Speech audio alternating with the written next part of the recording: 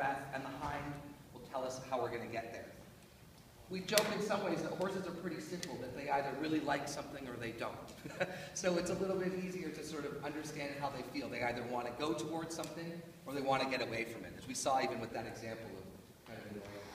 Also, the emotional indicator for the hind puppeteer is the tail. The tail is a very important part of the horse also, because it adds to the emotion of how Joey is feeling.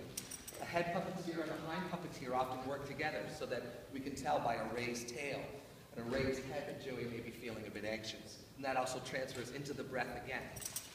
And as you heard too, Joey is capable of making sounds like a real horse. People often ask us, where's the button that makes the horse sound inside? But really, that again is the responsibility of all three puppeteers working together.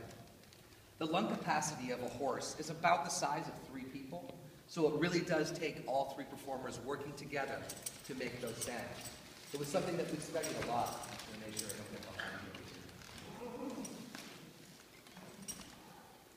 What else is really fascinating about Joey and Topboard and all our puppets in the show is they're all handmade in South Africa by a company called Handspring.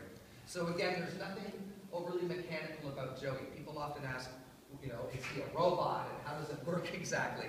But what's so fascinating with them is that it's all handmade of cane wood and very simple materials. The handles themselves are often either bicycle brakes or simple levers and pulleys. So again, as complex as Joey is, there's also a real simplicity to his design.